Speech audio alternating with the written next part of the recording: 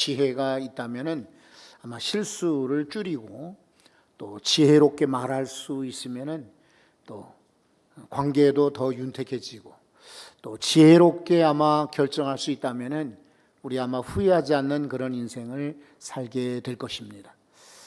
그런데 오늘 성경은 두 가지 지혜, 하나는 하나님의 지혜를 설명하고 있고 또 하나는 세상의 지혜를 말하고 있습니다. 여러분, 세상의 지혜는 정말 필요합니다. 그래서 우리 아이들에게 책을 많이 읽으라고 권하기도 하고 또 실제로 책을 많이 읽는 사람들이 성공하는 그런 확률이 높습니다. 그리고 때로는 지혜 있는 자와 동행할 때에 우리는 지혜롭게 살 수가 있습니다.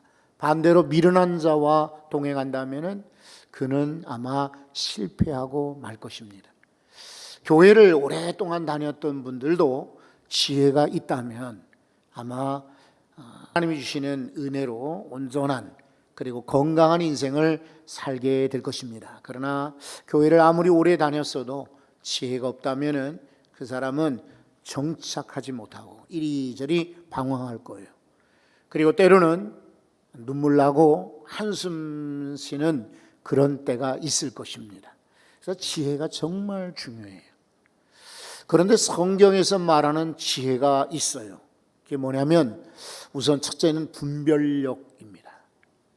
어느 길로 가는 것이 옳을까 분별해야죠. 왜냐하면 세상에는 한 가지 길만 있는 게 아니라 여러 갈래 길이 있어요. 그런데 분별력을 가지고 이리로 가야 되겠다 확신 가지고 갈 때에 잘 되잖아요. 그러니까 악한 길도 있고 또 때로는 선한 길도 있고 때로는 멸망의 길도 있고 그리고 영생의 길이 있어요. 그때마다 우리가 분별력 가지고 바른 길을 따라간다면 우리는 성공할 것입니다. 그래서 마지막 때에는 특히 그리고 연세가 드신 분들 가운데는 분별력이 필요해요. 악을 따라가지 말고 선을 쫓아야겠죠.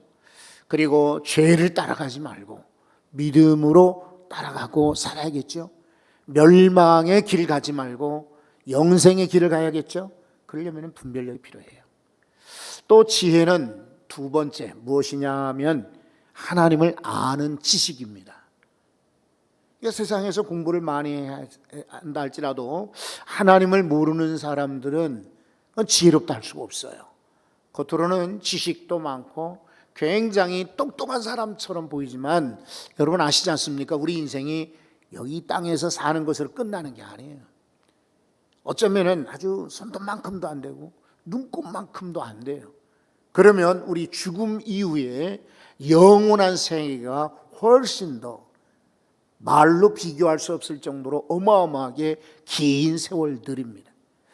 세상의 지혜를 갖고 하나님을 몰라도 산다 하는 사람들은 이 땅에서는 어떻게 그럭저럭 살지 몰라요. 그러나 영생은 없습니다. 영생 대신에 영벌이 있을 뿐이죠. 그런 거로 하나님을 아는 지식이 지혜이다. 또 세 번째, 이 지혜라고 하는 것은 성경이 말하는 지혜는 열린 마음이에요. 여러분 사람들이 눈을 떴다고 다 보는 게 아니고 또 귀가 열렸다고 다 듣는 것도 아니고 때로 우리가 이런저런 결정들을 하지만 옳은 결정할 수가 없어요. 그런데 열린 마음을 가지고 특별히 하나님 말씀을 들을 때요, 하나님 말씀을 읽을 때, 하나님 말씀을 묵상할 때 열린 마음을 가지고 받아들이는 그런 인생들은 아마도 실수가 줄어들 것입니다. 그리고 후회하지 않을 거예요. 그런데 아무리 좋은 이야기를 해도 아무리 복된 이야기를 해도 다친 마음을 가지고 있다? 그건 지혜로운 사람이 아니죠. 그런 사람들은 나중에 후회하게 됩니다. 그리고 또 네 번째 지혜는 제가 볼 때 성경에서 말하는 지혜는 공감하는 능력이라고 생각합니다. 공감이라고 하는 것은 말 그대로 그 사람하고 나하고 마음이 이렇게 통하는 것이에요. 그런데 그 사람의 처지가 되어보지 않으면 절대로 공감할 수가 없어요. 어려서 부모에게 유산받고 또 혹은 재벌 2세 3세로 살았던 인생들, 그런 사람들은 아무리 가난한 사람들 친구하려야 친구할 수가 없어요. 이게 공감이 안 돼요. 물론 어려운 사람들, 가난한 사람들은 그런 친구들하고 친구하려고 마음을 많이 쓰겠지만은 이해할 수가 없어요. 그러니까 전혀 믿음이 없는 세계의 사람들은 믿음의 세계에 공감할 수가 없어요. 저 사람들은 왜 추운데 저렇게 교회 갈까? 아니 명절인데 집에서 편히 쉬지 왜 교회를 가지? 아니 저 사람들은 왜 이렇게 답답하게 마스크 쓰고 막 노래한다고 난릴까? 공감이 안 돼요. 그 사람의 처지가 안 되면. 그런데 지혜는요, 공감 능력을 키워주는 거예요. 그 사람이 되는 거예요. 아, 저 사람은 얼마나 힘들까? 저 사람은 얼마나 기쁠까? 저 사람은 얼마나 어려울까? 저 사람은 얼마나 때로는 아플까? 공감하는 능력, 이것도 하나님이 주시는 지혜입니다. 사랑하는 성도 여러분, 세상의 지혜보다 하나님의 지혜를 많이 가지시기 바랍니다. 그래서 오늘은 지혜로운 삶, 하나님의 지혜 주시는 지혜로운 인생을 살자는 뜻에서 이렇게 제목을 골랐습니다. 여러분, 이 성경 고린도서를 우리가 읽잖아요. 고린도서는 고린도 도시를 배경으로 하고 있죠. 1세기 고린도. 그 고린도는 그리스 문화의 집결지라고 할 수가 있어요. 아테네보다, 지금은 아테네가 수도지만 아덴보다는 더 훨씬 큰 도시였고, 그리고 유명한 도시였어요. 로마 다음으로 그 다음에 큰 도시였으니까 고린도가 어마어마했죠. 죄송합니다. 이 고린도에 사도 바울이 갔어요. 갔는데 그 전에 이 사람은 어디나 갈 때마다 성공했어요. 무슨 말이냐면 어디서 잠깐 머무른 며칠을 있었건 2주간 3주간 있었건 한 달 있었건 사도 바울이 머무는 곳마다 교회가 생겨났어요. 교회를 많이 개척했어요. 그렇다고 늘 좋은 사람들만 만나지는 않았어요. 배척하고 반대하고 그리고 핍박하는 사람도 만났어요. 그래 빌립보를 데살로니가 또 베레아 그리고는 아덴까지 왔어요. 아테네 있죠. 이 아테네 와서는 보니까 사람들이 기가 막힌 거예요. 이 사람이 그동안 아시아에서 보던 헬라 사람들과는 차이가 많은 거예요. 여기 사람들이 굉장히 아주 빨라요. 습득력이. 그리고 이야기를 좋아하고 뭔가 막 빨아들이는 수용 능력이 있어요. 근데 단점은 보니까 자기가 보니까 신들이 너무 많은 거예요. 그래서 잘됐다. 이 사람은요, 아시다시피 반쪽은 유대인이에요. 그리고 반쪽은 헬라인이에요.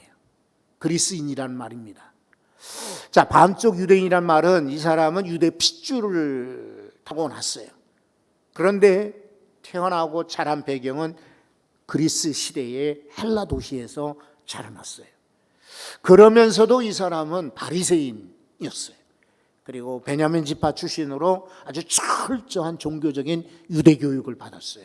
그러니까 이 사람 피 속에는 철저하게 유대인이고 유대 교육 받았고 유대의 사상을 가지고 있어요. 그러나 자랄 때는 로마 시민으로 자랐고 이 사람은 헬라식 교육을 받았어요. 그러니까 하나님이 바울을 택하신 것은 기가 막힌 선택이에요. 유대인들에게도 복음 전하기가 쉬운 거예요. 왜냐하면 유대 문화, 종교, 사상들을 잘 아니까. 헬라인들에게도 적합한 사람이에요. 헬란 말도 잘하지, 헬라 교육 받았지, 꼭 로마 시민권을 가진 사람이니까 어디나 통행이 자유로워. 그러니까 로마까지 가서 재판받는 것도 이 사람이 유대인이면 그럴 수가 없어요. 그러나 로마인이기 때문에 로마까지 가서 재판을 받고 거기서 이제 말년을 보냈던 것이에요. 여러분, 이렇게 반쪽 유대인, 반쪽 그리스인인데 이 사람은 아테네 와서는 이제 본격적으로 자신을 소개하고 자신을 어필할 수 있는 참 절호의 기회를 만난 거예요. 그래서 이제 아레오바고라는 요만한 언덕의 바위산입니다. 이 바위 언덕에 올라가 거기 헬라인들이 쭉 주변에 모여드는 거예요. 자, 저 사람이 신기한 이야기를 하나 보다라고 모여서 이 사람들, 이 아테네 사람들은 늘 밥 먹고 하는 일이 새로운 이야기 듣는 것이. 그러니까 여기 이제 아레오파고 언덕에 많이들 올라가서 듣는데, 바울은 여기서 자기가 알고 있는 이 세상의 지혜, 철학, 문학, 사상, 종교 이런 것들을 어마어마하게 전파하는 거예요. 빠진 게 있어요. 이 뭐냐면 십자가를 전하지 않았어요. 왜냐하면 이 사람들은 십자가보다는 아마 내가 전하는 새로운 도, 그리고 예수 그리스도, 이 도를 가르치는 것이 효과적이다라고 생각했는데, 여러분 이게 성공하지를 못했어요. 아까 말씀드린 대로 바울은 어디 가나 말씀 전할 때에 믿는 청중을 얻었고 성공하고 교회를 세웠는데, 아테네에서는 교회를 세우지 못했어요.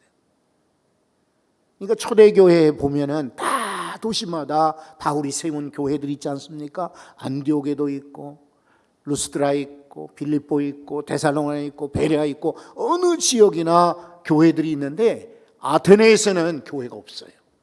아테네에서는 믿는 자들을 많이 던지질 못한 거예요.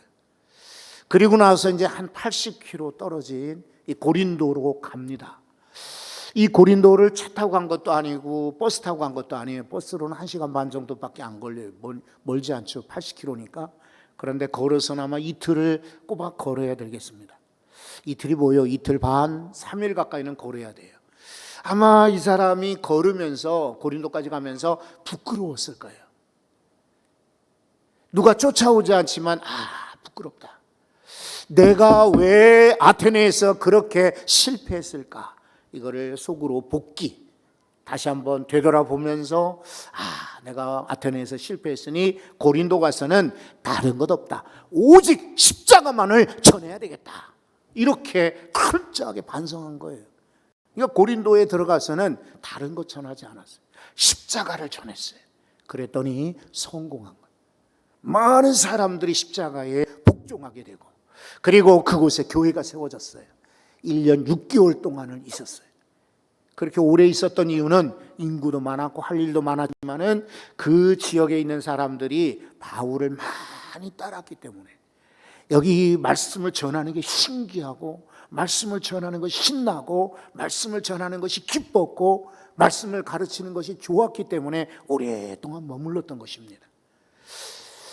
자, 이 그리스 사람들은 여러 차례 우리는 고린도서의 배경이 되니까 말씀드렸지만은, 여러분 지중해의 중앙에 있습니다.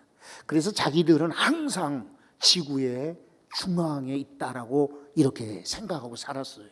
그 당시 고대인들은 인도 넘어 저 히말라야 산맥 뒤로는 넘어갈 줄을 몰랐어요. 왜냐하면 그건 인간이 올라갈 수 없는 높은 산이었기 때문에 거기까지가 세상 끝, 그리고 저 스페인 끝, 여기가 그 다음에는 대서양으로 확 바다가 열리기 때문에 바다가 이제 보면은 끝이 보이잖아요.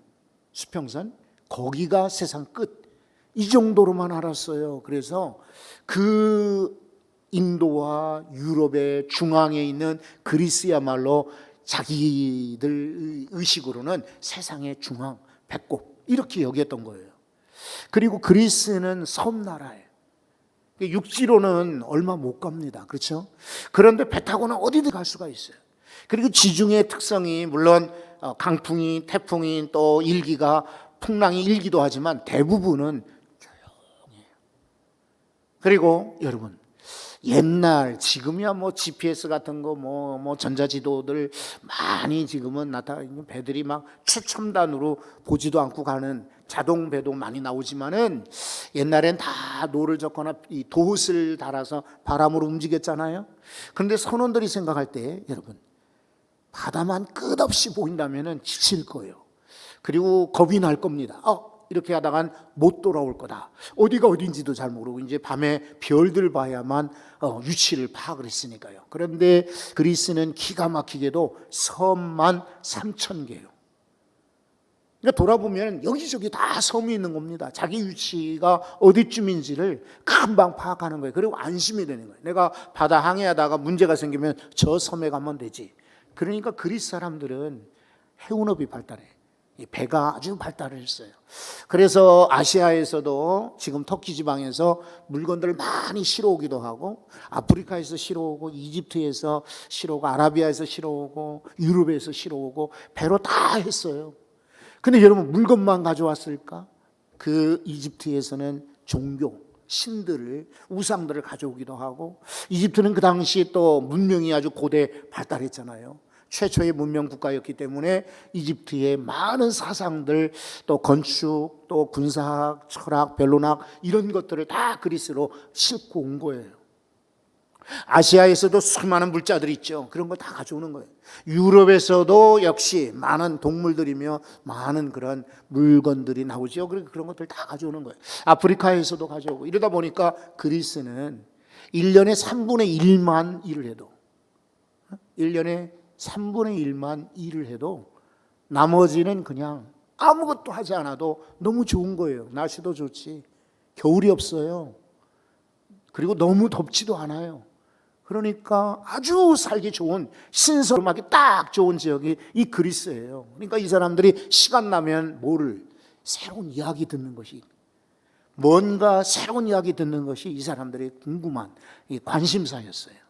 이 철학을 좋아해요. 그리스 철학 이런 말 하잖아요. 이 철학이라는 말을 영어로 필라스피라고 하는데, 필레오 사랑이란 뜻입니다. 소피는 소피아 지혜라는 뜻입니다. 그러니까 철학이라는 말은 지혜를 사랑한다. 이 정도로 그리스 사람들은 지혜를 많이 좋아했던 거예요. 그런데 사도 바울은 이미 그 사람들의 특성을 알고 이런 이야기를 지적하고 있는 거예요. 두 가지 지혜. 하나는 세상의 지혜, 또 하나는 하나님의 지혜인 거예요. 그런데 세상의 지혜는 그리스 사람들로부터 출발한 것이 아닙니다. 타락한 인류의 조상 때부터 이 세상 지혜가 발전하기 시작해요. 창세기 3장 1절을 한번 열어보겠습니다. 여기 이렇게 나오죠. 하나님이 참으로 너희에게 동산 모든 나무의 열매를 먹지 말라 하시더냐. 이게 뱀이 하는 말입니다. 여자에게 하나님이 동산에 있는 모든 나무의 열매를 먹지 말라고 하더냐.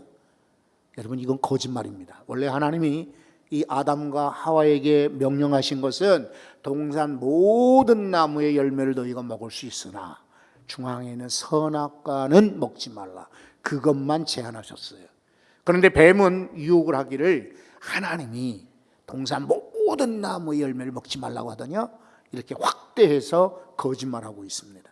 이게 세상 문화의 특징이에요. 한 가지 중요한 진리가 아니라 그냥 한 가지, 그 사람에게 해당되는 게 아니라 전체로 퍼뜨리고 마는 것이 세상 문화의 특징인 거죠. 4절과 5절을 한번 보십시오. 이 뱀이 또 여자에게 아주 감히 도전하는 것입니다. 뭐라고 말하죠? 자, 한번 읽어보십시오. 4절과 5절은 다 같이. 뱀이 여자에게 이르되 너희가 결코 죽지 아니하리라. 잠깐 멈춰보세요. 하나님은 정령 죽으리라 그러셨거든. 그런데 이 사탄은, 뱀은 결코 죽지 아니하리라 이러면서 하나님의 말씀을 바꾸고 있습니다. 그리고 하나님의 말씀을 말하자면 무시하는 거예요. 이게 세상 진리예요. 하나님은 이렇게 말씀하시는데 세상 진리는 하나님은 죽는다, 멸망이다. 그런데 세상은 아니야, 우리 영생에 죽지 않아 라고 가르치는 거예요. 계속해서 한번 보십시오. 너희가 그것을 먹는 날에는 어떻게 됩니까? 너희 눈이 밝아져 하나님과 같이 되며. 그렇습니다. 이게 세상 지혜가 가르쳐 주는 거예요. 너희가 눈이 밝아질 거야. 막 세상에 지식이 많아지고 하나님과 같이 될 거다. 여러분, 인간들이 막 우주선을 내보내고 또 이런 세포 조작으로 인생들을 복제하게, 동물들 복제하고 이러다 보니까 감히 인간이 하나님이 된 것처럼 자랑하거나 교만하는 이들이 많습니다. 특히 돈이 많거나 권력이 있거나 힘이 있는 이들은 자신이 뭔가 신이 되는 것처럼, 푸틴이 그렇잖아요. 저 북한의 김정은이 그렇지 않습니까? 많은 사람들이 그냥 옹호하고 막 박수치니까 자기가 신이 되는 걸로 지금 착각하고 있어요. 시진핑도 지금 그렇게 변하고 있죠. 참 우리 주변에 이런 독재자들이 자신을 신처럼, 또 재벌들이, 큰 유명인들이 이렇게 변하고 있습니다. 이게 세상의 지혜가 가져다주는 패단입니다. 자, 5절 뒷부분을 보십시오. 뭐라고 말하죠? 선악을 알게 할 줄 하나님이 아시느니라. 거짓말한 겁니다. 선악을 안다고요? 천만의 말씀이죠. 아무리 선악과를 먹어도 하나님과 같이 될 수도 없고, 그리고 선악을 알 수가 없어요.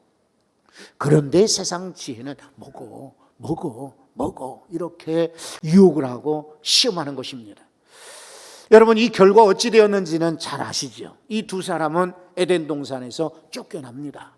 그리고 영원히 살아야 될 인생이 그때부터 죽음이 오게 됩니다. 아무것도 하지 않아도 하나님과 교제하며 살 수 있는 인생들이 이제는 수고하고 땀 흘려야 먹고 살게 됩니다. 여러분, 세상 지혜를 쫓아다니고 세상의 유혹을 따라가는 이들의 종말이 바로 이렇게 아담과 하와처럼 타락하고 멸망당하게 되는 것입니다. 자, 그렇다면 하나님의 지혜, 따옴표로 제가 두 가지를 묶어봅니다. 하나는 사람의 지혜, 또 하나는 하나님의 지혜. 사람의 지혜는 멸망당하게 만들지만 하나님의 지혜는 어떨까요? 구원받고 영생 얻게 만드는 것입니다. 한번 18절을 보십시오. 18절에 십자가의 도가 멸망하는 자들에게는 멸망입니다. 미련한 것이요 라고 말하고 있습니다. 근데 반대로 구원받는 우리에게는 하나는 멸망하는 자가 있고 구원받는 자가 있습니다. 그런데 멸망하는 자에게는 십자가의 도가, 십자가의 길이죠, 십자가의 진리가 미련한 것이요. 그러나 뭐라고 합니까? 구원을 받는 우리에게는 하나님의 능력이라. 세상의 지혜는 여러분 미련하게 십자가를 바라봅니다. 그러나 구원받는 우리에게는 십자가야말로 하나님의 능력이 되는 것입니다. 사람이 다른 것으로 구원받을 게 없어요. 노력을 한다고, 애쓴다고, 기도한다고, 성경 많이 읽는다고, 전도한다고, 또 혹은 헌금 많이 한다고, 교회 오래 다닌다고 구원 아니에요. 여러분, 그런 거 속지 마세요. 진정 구원은 바로 십자가에 있습니다. 십자가를 믿느냐? 그는 구원받습니다. 아무리 교회를 다녀도 십자가 없이 십자가를 믿지 않느냐? 그건 구원받을 수 없어요. 그러니까 내가 반지로 십자가를 하고 목걸이 십자가하고 벽에다 십자가 붙여놓고 아무리 십자가로 도배를 할지라도 내 마음이 중요해요. 내 마음 속에 십자가가 있느냐? 사람은 구원이요. 그러나 내 마음에 절대로 십자가가 없어. 주변에는 많이 신용은 하고 보이긴 하고 말로는 십자가 찬양도 부르고 하는데 진짜 내 마음속에 십자가가 없어. 그 사람에게는 멸망입니다. 두 가지예요. 그렇죠? 구원받는 이들에게는 이것은 하나님의 능력이요. 세상의 지혜를 갖고 구원받지 못하고 멸망당하는 자에게는 미련하게 여기는 거예요. 19절은 또 뭐라고 하죠? 기록된 바, 여기 기록은 성경 기록이죠. 이사야 29장 14절 말씀을 인용한 거예요. 이렇게 줄여놓은 게 그거예요. 한번 읽어보십시오. 기록된 바, 내가 지혜 있는 자들의 지혜를 멸하고 총명한 자들의 총명을 폐하리라. 아멘. 여러분, 이사야가 지금 이야기하는 거, 사도 바울이 인용한 이것은 뭐냐면 세상의 지혜는 멸망한다, 멸하게 된다, 없어진다라는 거예요. 세상의 총명도 멸하게 된다, 없어진다라고, 사라진다라고 말하고 있어요. 그런데 우리는 아쉽게 어리석게도 사라지는 허상들을 붙잡고 살아요. 영원히 붙잡아야 될 것이 있는데 그건 놔버리고 다 모래를 한번 여러분 손에 잡아보세요. 손에 몇 개는 남아있을 수 있죠. 그러나 다 빠져나가지 않습니까? 손으로 잡으면 움켜쥐면 빠지죠. 물을 한번 손으로 잡아보세요. 물론 물방울 몇 개는 손에 남을지 모르지만 다 물은 빠져버리잖아요. 세상의 지혜와 총명이 바로 그와 같은 것입니다. 그런데 어리석은 사람들은 없어지고 멸망당하고 사라질 것을 붙들고 삽니다. 근데 20절을 보십시오. 20절. 지혜 있는 자가 어디 있느냐? 선비가 어디 있느냐? 이 세대의 변론가가 어디 있느냐? 고린도에는 많았어요. 지혜 있는 자도 많았고, 그리고 이곳에는 정말 선비, 공부를 많이 한 학자들도 많았고, 변론가, 말을 잘하는 운병가들, 변호사들도 많았어요. 그러나 그런 사람들이 어디 있느냐라고 말한 이유는 뭘까요?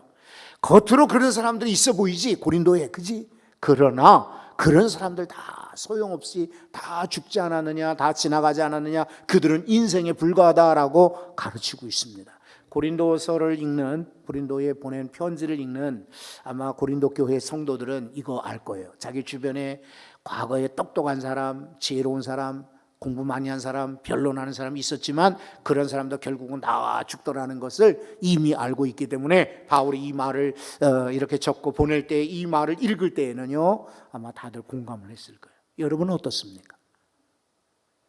우리 시대에 아무리 똑똑하다고 오래 갑니까? 천만의 말씀이죠. 아무리 말 잘한다고 그 사람 변치 않고 계속 남아 있습니까? 아니요. 우리 교회 성도 여러분들도 그렇고, 여기 이제 2월 3일 오시는 이 강사 목사님도 저도 마찬가지예요. 이 시대에 있는 사람들은 언젠가는 다 사라질 것, 언젠가 다 없어질 것이에요. 그것을 지금 사도 바울이 지적하고 있습니다. 그러면서 21절을 한 번 더 보십시오. 하나님의 지혜에 있어서는 이 세상이 자기의 지혜로 하나님을 알지 못하므로, 이게 문제입니다. 이 세상 지혜를 가지고는 세상은 알지 몰라요.